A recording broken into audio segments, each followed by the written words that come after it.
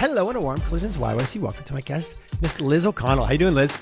I'm doing wonderful. It's blue skies. The sun is out. Can't complain. It's amazing. I love Calgary in the summer. I love Calgary all the time, but summer is I lean a little bit. I index closer to and I grew up out east. I know you spent some time, I think, in the Maritimes, where it gets hot and humid. It doesn't get like that here. It's actually, I was in Toronto last week. It was 35, 42 with humidity. That's another kind of hot. That's another kind of summer. It's the next level. Yeah. It's a long weekend. Is. Yeah, it's a good time of the year. I do like it because the lakes, the water's warm. Anyway, that's a whole other thing.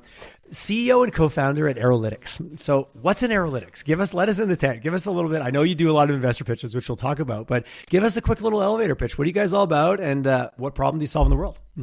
Absolutely. So, hey everyone, I'm really excited to be here. And for those who have not heard of Arolytics, we are a Cleantech software company that really evolves around emissions management for the oil and gas sector. So we help oil and gas companies forecast their emissions, track, manage, really build a defensible story around what is my true emissions inventory and how can we accelerate emissions reductions on that transition to net zero for industry. So really experts on the data side and helping equip them with all the insights to be actionable and really drive reductions with the best return on investment for companies. Well, Liz, I feel you've been in this pitch elevator before. Well done. Defensible. What a powerful word. I love that word. And I have other chats with other people in this space, and we're moving to a place, obviously, very quickly, even with some recent legislation. That defensible story, that hook, how much more are we on it? Like, we're on the road to make that a non-negotiable. If I'm interpreting all the things I'm hearing on CBC sometimes in the morning correctly. You are right. So emissions data, we believe, is going the way of financial data slowly in terms of its materiality, the requirement to really have it be verified or auditable long-term. And so that's really a big value out of our third-party platform is just hosting this information. We have that audit trail. We can really help companies build that story because the reality is a lot of companies are still using, Excel spreadsheets and, tools that don't have that audit trail. And there's a very interesting kind of time right now in emissions management where there's starting to be a little bit more, this conversation is now at the board level and companies need to disclose this information. There is new requirements at SEC level in the States and things like that. So it's kind of been a game changer and it's all happening so quickly just in the past couple of years. So it's creating, a really nice time sensitive pain point for our product. I'm a professional creeper. I'm on LinkedIn. 6 years and 5 months. Is that inaccurate? Or when was idea stage to commercialization to that kind of first MVP? Just give us a quick, because you made the comment about this is we're in this rapid change cycle, but you've also been around for 6 years, which is not that's not a short time. It's not 2 years. It's 6. It's felt like 30, but it's also felt like 2. You should see me before I started. I look 20 years younger. No, exactly. See these grays? Yeah.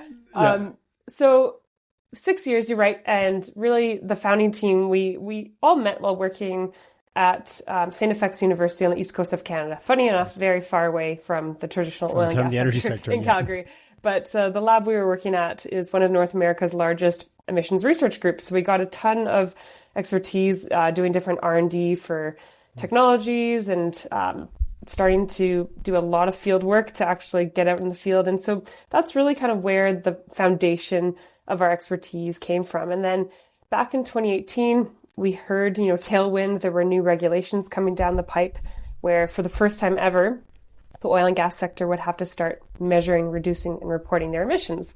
And so, that just really created a tremendous pain point. And we saw the opportunity, again, to transition from that kind of state of estimation or back of the napkin calculations or no one's really doing this because we don't have to now, a new reality. And so for the first couple of years, we were the traditional startup kind of bootstrapping. We were working a little bit still in academia and doing Arolytics on the side. We eventually raised our first round of venture capital in 2021. And I feel like that's when we really took that, hey, let's go for this. And actually, there's a little bit of a funny story about that. We went through the CDL program. Okay. I'm sure some listeners are familiar with that program. But for those who aren't, it's another tech accelerator out of Calgary, really tremendous program. And they take in a lot of energy tech startups. There's all these amazing mentors that are super high profile in their companies, been there, seen that, done that. And Marty Reed from Evoc Innovations was one that really challenged us to say, what do you guys want to be when you grow up? Because at the time we were kind of consulting and we were developing our software with consulting revenues and like really kind of slow, a little bit kind of natural organic growth. And he's like, okay, like, are you a venture capital growth company, or are you fundable? Are you fundable? Exactly. And it really, really forced us to look in the mirror and say, what is our trajectory and who are we as a company? What do we want to be when we grow up? I appreciate that versus that, a little bit of this and that, which is kind of that you can meander along a long time that way versus like, okay, time to get serious. Exactly. And that's it. We then went out and raised. Fantastic. And what was the first raise, or how much you want to disclose? Yeah, so the first raise was led by Metiquity Ventures, and that was back in 2021. And the story behind that one was interesting. So first time raising, that, as a CEO, co-founder, it's like, okay, how the heck do we raise money, right? So just trying to figure out that whole process, going out to start to meet people for the first time. And I had heard of this, I get all these emails in my inbox, and there's something called Startup TNT. Investment Summit. I'm like, what the heck is this? Okay, quick application. I think I submitted it at like 11:30, the deadline, and we got in and ended up learning more about the program and what that group was. And we ended up being the first winners of the Alberta Summit in November 2021. And so that was a really cool opportunity. I remember not knowing you then, but I remember that. Do you? Of course, it's a small world. Absolutely. I've interviewed Zach. I know Brian and Jacques from Metiquity really well. So we'll talk about those guys. Knowing all those groups, I remember that summit, and that's so funny. I remember you without not knowing you at that time. That's hilarious. But that's Calgary right there, a small town. But it was during COVID. And I remember they announced the winner, and it was kind of anticlimactic because I was just by myself in like my office, and they're like, and you're the winner. And I'm like, yay, just celebrating by myself. And then there's been a weird time. Let's be honest. It was a very weird time. I've gone to other summits and, you're on the stage. There's the big checks. I'm like, oh man, that would have been cool. Yeah. The giant check. I think we all want a giant check at some time of our life. Physically, in number and also in size, like the sweepstakes check. Exactly. Yeah. Amazing. Okay. So that was really the catalyst and turning point. And how was obviously winning the Startup TNT, but how was working with Metiquity? And I know Jacques and Brian really well, so I'm not asking that from I'm asking that from if I'm a new founder listening that and I'm thinking about who I partner with for my first raise. Like that's so critical, and it can go so right, or it can go the other way too, right? Yeah, absolutely. And so the Startup TNT experience was really interesting because it kind of escalated, and there's really the snowball. We were also talking with Metiquity at the time, and so that all just, our round came together so quickly after that because Metiquity was then at the table, Startup TNT. We actually did some side deals with some TNT investors. And Metiquity, you got some social proof, right? And that's so powerful where all of a sudden it's like, oh, I've heard of you. Oh, so-and-so's involved. I want to get involved. Like there's such a move. There's energy that can happen. Momentum. Yeah, 100%. Absolutely. It really lit the fire. And so I'm so grateful for that opportunity. And just to have Metiquity there help us with the terms. And they were really, really amazing to work with. And the cool thing about Metiquity is that they fill this interesting gap in the pre-seed side of things where we had revenue at the time. We had some early kind of SaaS like LOIs and just starting with our software, but they really believed in us, and they just filled this interesting void because you speak to other investors that are kind of more the seed stage. It's like, hey, it's all about, what's your ARR at this stage? But Metiquity was a little bit kind of earlier stage, and they saw the growth and the story and the vision. And so really, really awesome to work with them at that early stage. And they're still, Brian's on our board. We still meet bi-weekly with them. Like they're very much to me a mentor and advisor. Kind of. Well, I was at a panel discussion where they were talking about that specific type of investing, and you were on the panel. That's how you and I got introduced. Exactly. Again, small 1 degree of separation in Alberta. And so that was back in 2021. And have you guys done a raise since? Where are you at kind of in that journey? We have. So we closed our second round of funding in September of last year. Nice. And that was our...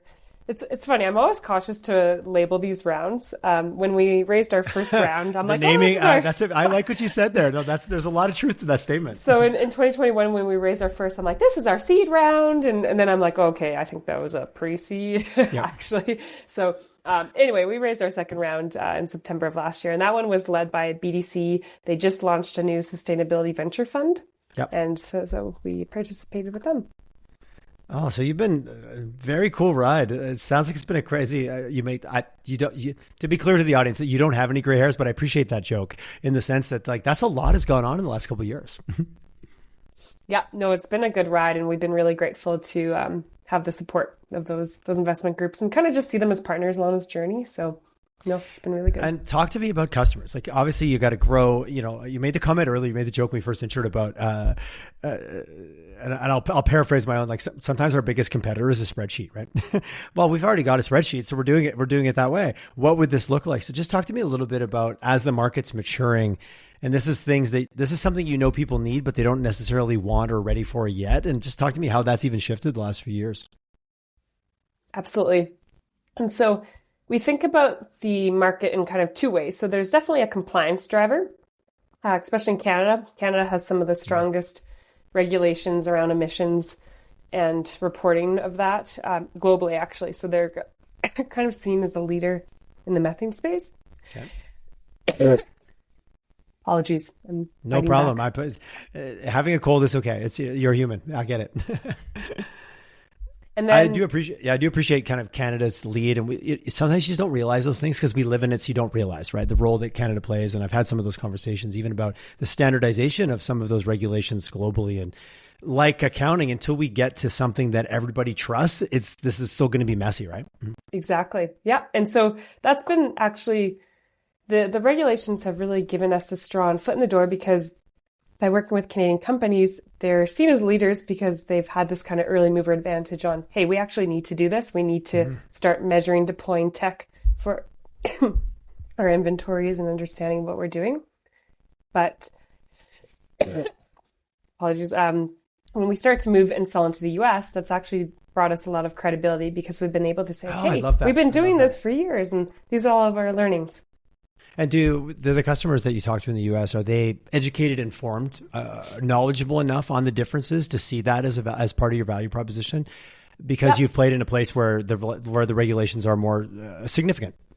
Exactly. Yeah, I would say so. And the regulatory landscape in the States it's really interesting. We always kind of looked at them as we're a few years behind, but the game has completely changed as of March of this year. There's brand new regulations at the federal level in the States. And so they've kind of now caught up and even exceeded what Canada is doing. There's even new fees on emissions. So there's actually called like the methane kind of waste emissions charge, essentially a methane tax. Yeah. There's third-party monitoring from satellites and other things. So it's definitely, the drivers in the States. The gap is closing, in terms of having to do it and like compliance versus... How much is, compliance? You said you kind of looked at the market in two fronts. You said compliance being one driver. Second driver, are we getting into kind of investment, the financial side? What I'm guessing now, what would be the second driver kind of in your comment about splitting it? Yeah. So the second driver, you're absolutely right. It's more of that ESG, environmental social governance, the shareholder pressure. Why should we really care about this? And we've really seen that momentum. We call it voluntary initiative. So compliance is interesting because it's like, hey, you have to do this. You have to check this box because the government is telling you to do it. But we've actually seen tons of companies voluntarily move on their emissions, set net zero ambitions, go above and beyond what they have to do, really just trying to drive that, ultimately that kind of green sustainability story to help limit and lower liability risk. Like it's seen kind of as it's definitely a corporate strategy around that story. And so that's actually we're seeing the global majors actually be leaders in that, because it's really critical to their shareholders, and it's really a board level the level discussion. They play at, the optics they have on them, all the factors. Like they're always going to be made example of, good or bad, depending on how they choose to behave, right? Mm-hmm. Exactly. Canada, the US talk to me a little bit about where are your customers? Is it balanced? Is it 50-50? Obviously you're based in Alberta, but the US is a ginormous market. It's just it's hard. It's almost, you're not comparing apples to apples when you talk about the Canada versus the US. What's your customer mix look like?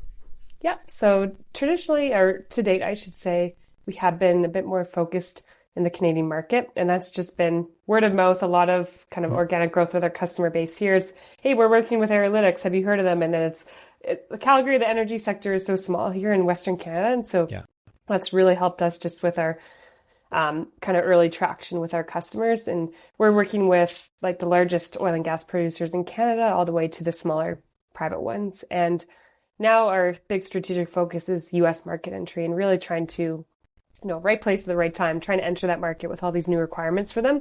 Producers are overwhelmed and they're trying to navigate this. And that's a big strength at Arolytics. We are what we call ourselves kind of tech agnostic or unbiased advisors, because we don't have hardware or sensors we're really positioned strategically to help companies evaluate all the different ways to monitor and manage your emissions and develop that strategy and manage all the information from it. So there's a lot of kind of competition coming out on the sensor side, from satellites to all the way down to continuous monitors of emissions.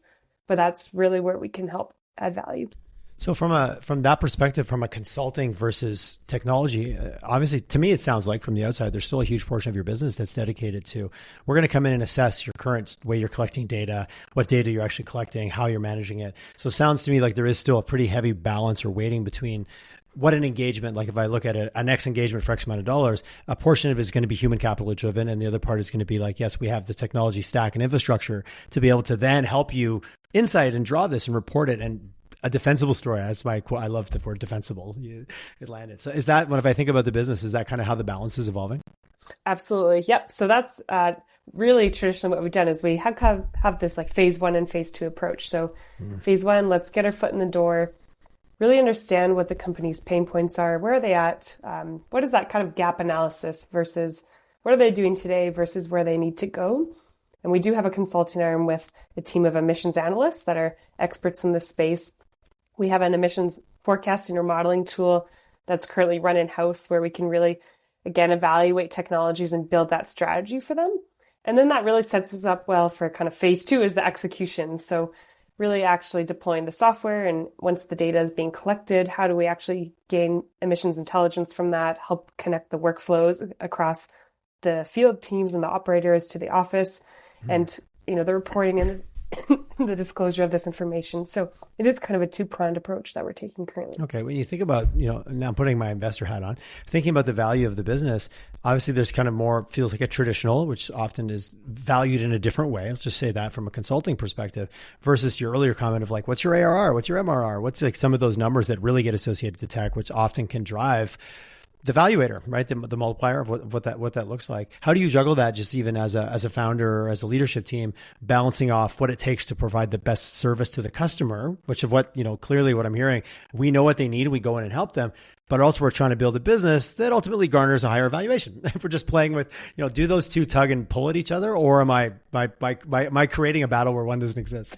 Oh, Tyler, you are just reading my mind about, challenges. It is a huge strategic challenge because you're absolutely right. Like our vision is to grow a scalable product with global impact, and you can't do that with manual bunch of consultants. But we're also at a stage we need to be attuned to the market, and there's a lot evolving with our clients right now in terms of pain points, drivers, and we can't just be shoving a SaaS platform if they're not ready. A square for it. peg in a round hole. Literally, it really needs to be like, hey, what are your pains, and how can our products and services and solutions fit around that? And really trying to be just customer centric and really listening to their problems. But you're absolutely right. Growing the SaaS portion is strategically, a lot of our resources internally. If we think of the makeup of our team, a lot of resources are being put on that product and SaaS side of our company. And so long term, that is kind of the bet we're placing. Well, it's the advantage and the risk of being in such a rapidly evolving.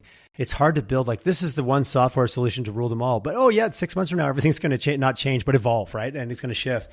Where humans that are able to interpret it, when you think about the long-term game you're playing, how much is that like patient capital? I've heard that said many times, like, we need to have more patient capital because it's not always this perfect formula. The next amount of months, you'll take this and turn it into that. Because you're trying to pace this industry that's changing and evolving, and you're trying to intersect it of where it's going. How critical is that for you to find partners where there is maybe just, it's maybe a fluffy word, but patience is a real thing. The alternative of it is also a real thing. Go, push, and then blow it, right? For sure. And we're so grateful for some of the companies we're working with. Like we see them as partners, and I'm not sure if co-development is the right term, but like we are working with them on that level of, hey, we don't have all the solutions today. Let's work with you and really have this kind of trust built where we're giving each other feedback on the roadmap and we're listening to them. And it's about the long-term game, right? And this problem isn't going away tomorrow. We're expected to see some new regulations out later this year for Canada that will set a new goal for 2030. And so if anything, things are only getting more and more stringent. And it's about how can we kind of future-proof ourselves to get to that goal with that long-term thinking. And the market for solutions, it's still quite immature. Like methane is kind of like a gold rush. It really became a problem just a few years ago in terms of its severity and importance. And as a result, we've seen tons of startups. There's tons of companies, flooding into this space, but there hasn't really been winners emerging yet. It's kind of anyone's game. Okay. And I see that. Yeah, so it's an interesting kind of place right now for sure. That comment you made earlier, and I've had other people say it on the show about like this is quickly going to become at the same level of standardization to create trust as financial data. Like, it's a powerful statement. Like, is that next year? Is that 5 years from now? Kind of what, now I'm giving you the crystal ball, knowing that this is just your opinion and I get it. But that's powerful, and it's very easy to go, oh, I get it. But how far are we? Like, what's that journey look like?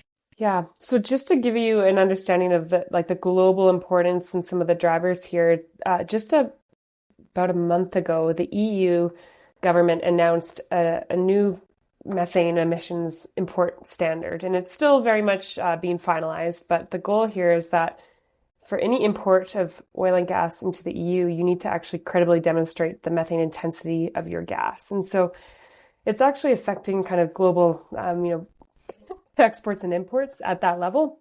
And so the verification, they call it MRV, like measurement reporting verification of the gas for your product. And so we're seeing that actually come standardized in these kind of regulations at government levels start to occur. So I would say in the next couple of years, yeah, absolutely, this is on the radar. So circling back on some of, I've had other people say on the show, this is like Mr. Quoting quotes here.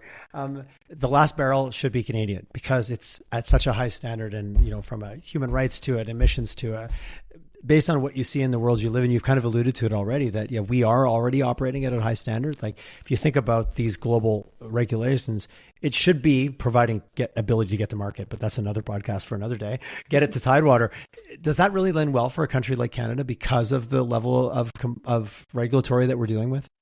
Absolutely. Like to me, I'm obviously quite passionate about this topic, and I think Canadian companies are, comparatively, we are doing an incredible job because a lot of companies, like we've had to, and we've had years of experience under our belt.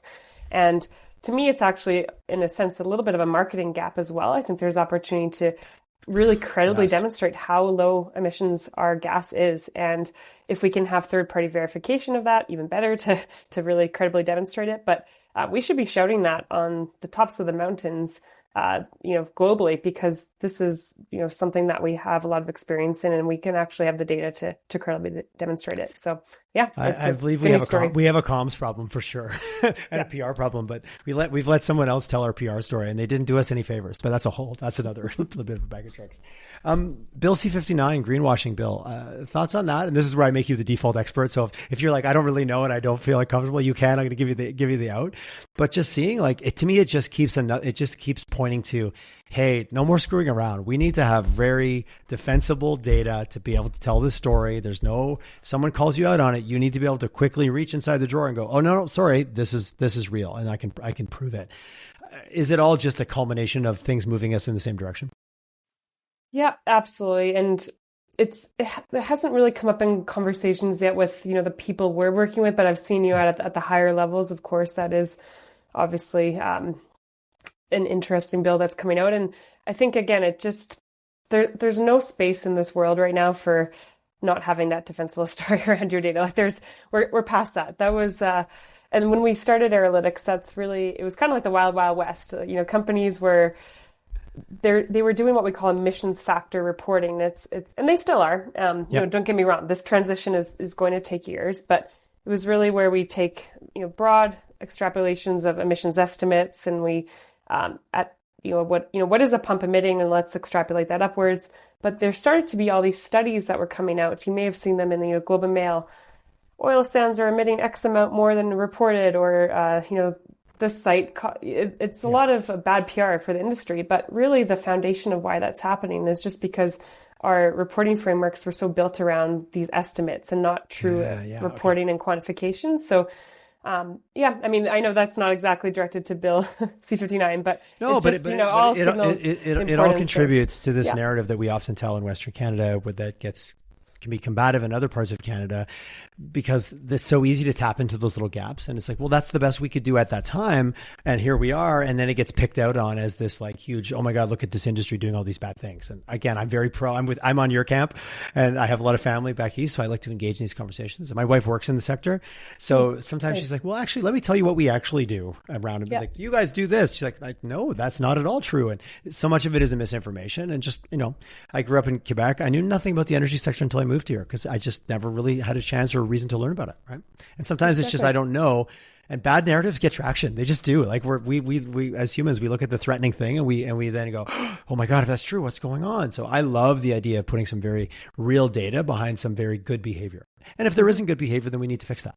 Mm-hmm. Yep, exactly. And the interesting thing about emissions is that there's a lot of studies that show about 80% of emissions are coming from 20% of your facilities. And so it's all about how can we just leverage all this monitoring to do this better, smarter, and faster. And the really cool thing about emissions is at the end of the day, natural gas is about 95% methane. And it's really what we're trying to keep in the pipe is what we're trying to sell. And so emission reductions is ultimately it's in our best interest to be efficient. Yes, profitability absolutely. Perspective. So yeah, when I'm pitching to companies, I try and position this more as an operational efficiency angle as well, because it's like, hey, let's tighten the wrench, because it's a win-win for your actual business and affects those volumes as well.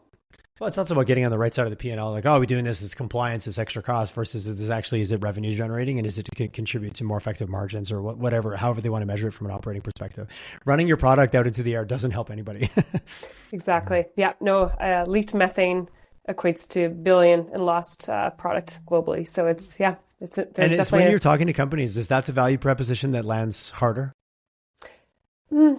Interesting. I wouldn't say necessarily, because they're still strapped and trying to figure out all of these compliance requirements. So it's a little bit of both. It depends who you're talking to, and that's part of the fun thing of selling to oil and gas. We're talking to the superintendents, the operators. We're also talking to the sustainability, the regulatory people, like all the different personas within a company. Yeah, and each has their different drivers, and so we kind of position that to the value prop a little bit differently depending who we're speaking to.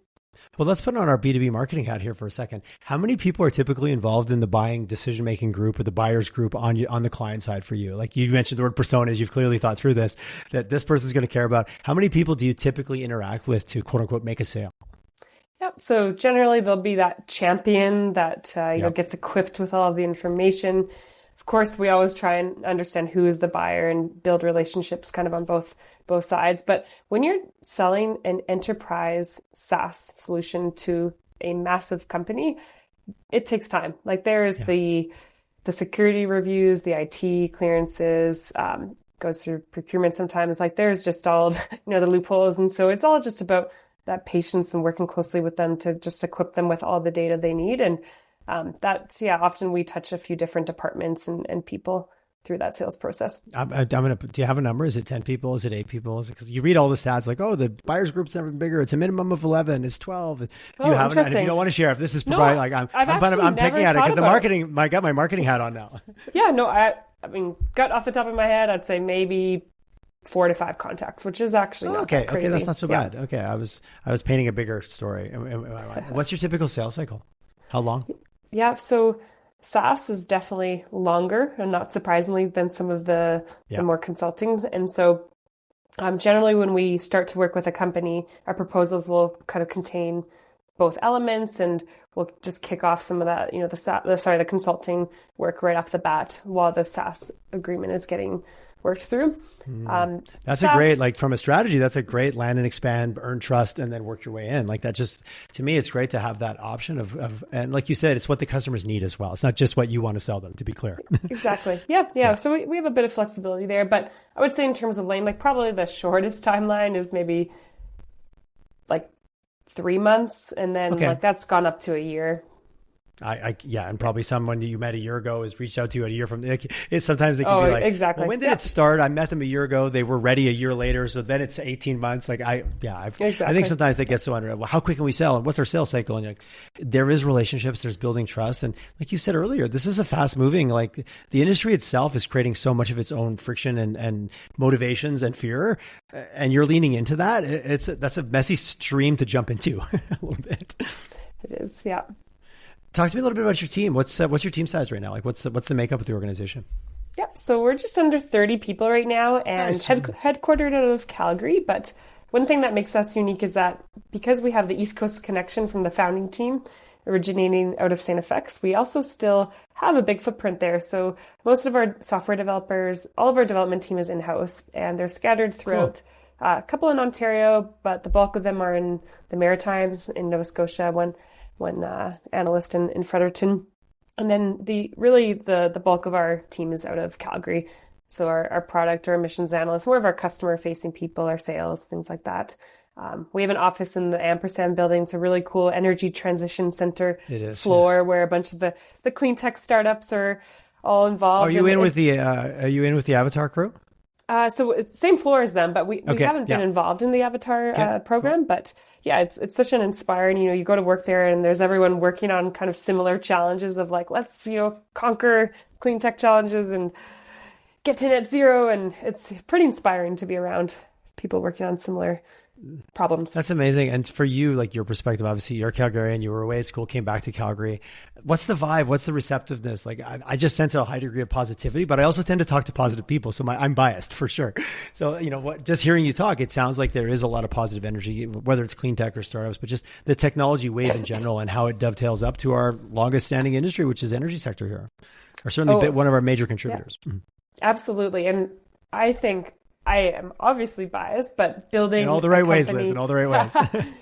No, it's been such a privilege to build a company out of Calgary, and just programs. I mentioned CDL and some of the other resources accelerators that they have here. When I first started the company here, I was actually overwhelmed. Like I got this, I think Platform Calgary has an ecosystem map. And that roadmap is crazy. I know. It's like, this isn't making me feel less overwhelmed. It was almost like too much. And I was like, okay, who do I talk to? And we have the IRAP advisors, Alberta Innovates advisors. Like people have really helped to navigate us down the path of who we should be talking to. But one thing I will really give a shout out to is just the clean tech funding out of Alberta and how unique that is. That's awesome. And when I'm pitching to US investors and I explain how much, we're raising X amount, but we're leveraging with X amount of non-dilutive, they're like, how did you get that much grant funding? And it's really that clean tech story that really resonates in Alberta. There's been a lot of dollars, and it's really cool to see things like the, some of the carbon funding, or carbon tax and carbon offset funding be like refunded into programs for emissions reduction. That's been an interesting cycle. And so our company has benefited from some of the grant programs coming out of that for sure. It's great to hear it, like to talk to someone where the rubber is meeting the road around all those programs, because it is kind of overwhelming just like hearing about them and the amount of acronyms you have to stay sorted and connected to. Alberta investors versus US investors. You made the comment, I talked to US investors and they're like, is there a different story to tell with, an Alberta investor being very probably aware or certainly informed about the energy sector? Are you pitching to energy sector style investors in the US, or is it tech investors that have no idea? And just curious I'm always curious about the north side of the board and the differences. Yeah, great question. So when we went out for our seed round, I was talking to investors on both sides, and little nuances and differences between kind of culturally, of course, you always hear about the valuations and just the pace that decisions get made, and decisions are made a little bit differently down there. And one thing, I shared this story on the panel that I think I met you at, Tyler, but we actually got a term sheet from a US investor really quickly. When we were raising our round, and it was actually so quickly that it freaked us out. It's like, wait, you don't even know us yet? You haven't really done that much marriage proposal? We haven't even had a coffee. What are you doing? Yeah. Meanwhile, it's kind of to the next extreme in Canada, because there is a lot more risk aversion, and so they really take their time to do their DD, but due diligence. But this was kind of extreme, so I was like, oh man. So we actually ended up turning that one down because there wasn't the gut feeling that it was right. And we ended up going with our lead out of BDC and haven't looked back. But yeah, so there's just differences there. And risk tolerances and tones, and well, the speed and the pace and the kind of, I don't want to say bravado, but there's a different mindset there, and there is. So yeah, I was really curious about like that experience, and I've asked that question of a lot of founders. Like, yeah, no, it's definitely different, but sooner or later it does boil down to similar things. You've just got a market that's maybe a little bit more comfortable with doing this type of investment with a market that's a little more slow to act because maybe they're just a little bit new to it, and sometimes it's just experience and where we all are on the cycle, right? Mm-hmm. Exactly. Yeah, and we do have a Houston-based strategic investor on our cap table as well. So it's nice that we have a little bit of a balance of different perspectives and on there. So strategic investor in terms of ability to open doorways, in terms of actually client, like how do you mean in terms of the word strategic can be interpreted in a few different ways? For sure. Yeah. And just someone that also plays in the emissions space. So has connections and Yeah, which is so at this stage, well, at any stage, anyone can write a check, but what else, what other value are they bringing to the table? And I hear that from so many founders of like, are they aligned? Do they get us? Can I work with them? Can they work with me? And like the softer side that is still very real, right?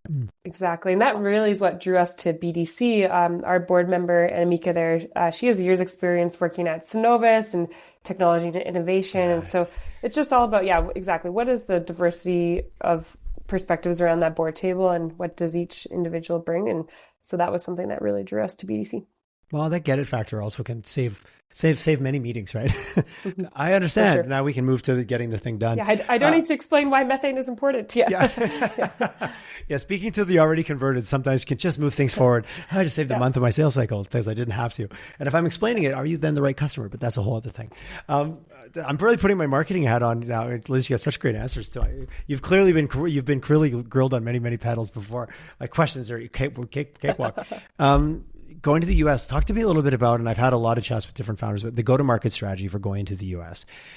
Is it a traditional marketing approach? Is it going to conferences? Is it knocking on doors? Is it getting salespeople with boots on the ground? Like, what are some of the like real tactical things that you see, or maybe you're still figuring them out, that of what this US expansion and go-to-market looks like?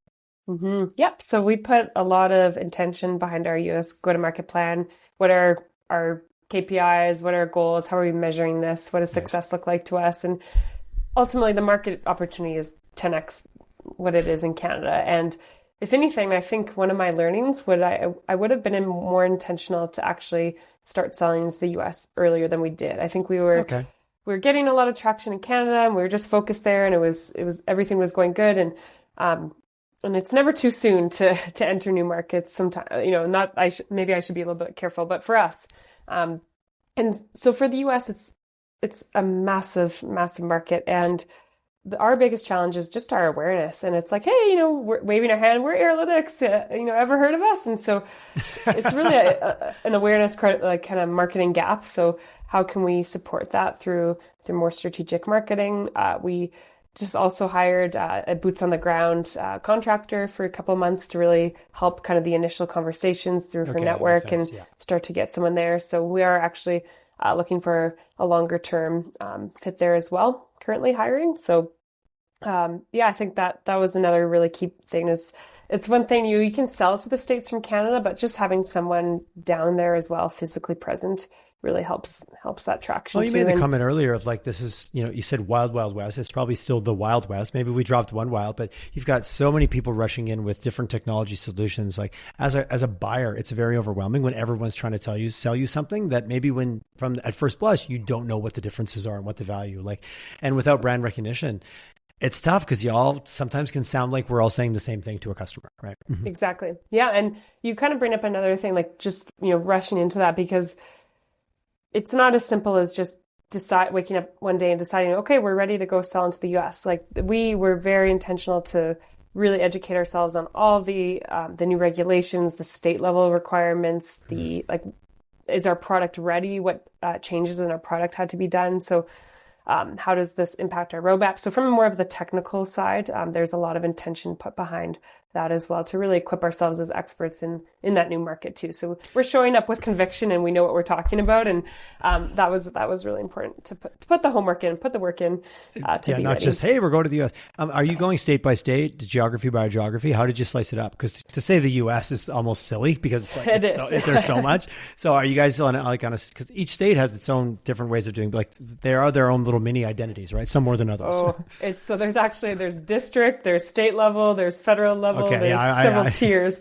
And you're right. We are being intentional to target, areas like Texas, Colorado, following what states have more progressive requirements or larger pain points. So, for example, Colorado is very progressive in their requirements.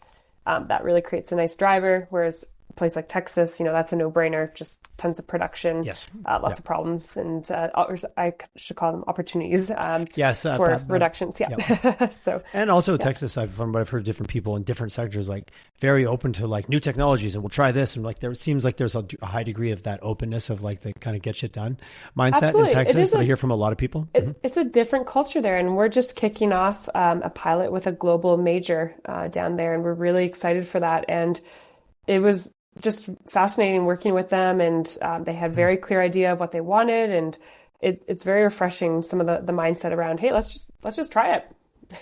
I've heard some great risk, aversion. I've heard doing business in Texas is a different thing, and I've heard it said much like positively from a lot of different people, energy sector or just technology. Some Bitcoin people I know, even the affiliation between the Bitcoin mining community and the oil and gas sector, and how Alberta was like, no, too risk adverse, and Texas like, let's do it. 6 months later, boom, it's happening everywhere. Just some of those stories make me really curious about that market. It leans into my entrepreneurial tendencies. Exactly. Can we actually just get something done? That would be awesome. Exactly. I'm all about time is of the essence. There's always that urgency. It's always on fire, right, Liz? It's always on fire. Oh, I'm sensing exactly. that about you. I got some urgency for sure. Well, fantastic. So many questions. So I'm nitpicking you today. Tell me what your go-to-market. Tell me about how many buyers. You're a wealth of information. So thank you. I warned you before that once I get you on here, I'll just start asking questions, which, it's refreshing. You've been able to ask everyone with precision. It's amazing. Thank you. It's nice though, Tyler, because I don't need to ask you for a check after, when I'm doing investment pitches, this is a more comfortable conversation. So I feel at ease. It's great. Amazing. Well, fantastic. I love hearing your story, and I love just how deep you are in the business and where you guys are going with it. So any kind of thoughts on, obviously go to market in the US is, the biggest, is it that more rigor around legislation? Like what are some of those drivers that you're looking at like in the next year? Wow, this is what's really going to impact us the most, along with just us growing up as an organization, because you're on your journey, but there's so many external factors that are swinging you or lifting you up, maybe both at the same time. For sure. And so we're trying not to build just a compliance solution, because there is a lot of uncertainty around the regulations, and there could be a new government that comes in that scraps regulations. And so what is the solution that's future-proof and can withstand the test of pendulum swings across the regulatory side? So although there's definitely that compliance element of supporting that, really our focus is how can we get companies towards that net zero story and actually start to build measurement-based inventories is what we call them. So correlating sensor data and actually having a strong understanding of your footprint and credibly demonstrating reductions year over year and having that story. So that's really what we're trying to equip companies with, that understanding of. And again, the tech evaluation, helping them with that. And that's a little bit more future-proof because we have that somewhat of that glass ball. And we believe that just based on the drivers from import markets and other initiatives out of the UN on voluntary methane disclosures that a lot of companies are signing on to, this isn't going away. So it's we're hedging our bets on that. And making sure as operators, we're looking at what's happening on the global stage to try to get an inkling of what's coming down the pipe, right? Mm-hmm. Exactly. Yeah. With this data, one thing we've been able to do, and there's been some really fascinating studies at, is what we call benchmarking as well, because there is some degree of disclosure and reporting happening, and it has been happening for several years. And so we can actually kind of rank companies against their methane intensity, against their partners and their neighbors and things like that. And so investors that are investing into oil and gas companies also see this information. And so it's kind of becoming, I believe, emissions performance is a competitive differentiator. And so that's just the reality of the future. And so again, how can we just help our clients compete better in this market? And the more you can shorthand it to what's your PE ratio? What's your, going back to financial as an example of it's really easy to hold it up against that, because once it gets to the point that an average investor or an average individual, whether employee or investor, could look at it and go, oh, I see how you compare that level, because then you can actually camp out on that too, right? Mm-hmm. Exactly. Yeah. Yeah. And it makes the value prop just trickle across the organization, which is exciting. Oh, Liz, thank you so much. What a great conversation. I feel very informed and very inspired. It's great. I really enjoyed it. Hey, if people want to get a hold of you, arolytics.com. I've cruised your website. I haven't dug deep. I'm going to do that after I get off this show. What about, are you a LinkedIn person? What's your preferred form of communication? I'm a LinkedIn gal. Absolutely. Okay, right on. Sweet. LinkedIn, email, of course, is always another option. So those would be the best two options for sure. Sweet. You want to throw out your email? If you want to just say it out loud, you're welcome to. Sure. So it's liz.o'connell, OCONNELL @arolytics.com. And I'm really looking, I'm very open. I love connecting with other people in this space, and I just am like a sponge. I learn so much from everyone I meet. So if anyone has other questions about what I chatted or wants to learn more, please reach out. Amazing. Liz, thanks so much for a fabulous conversation. I love what you're doing. I love that you're doing it out of Calgary, and really impressed overall. So thanks so much for coming on. Thanks for telling your story. I really enjoyed it. Thanks, Tyler. This was fun.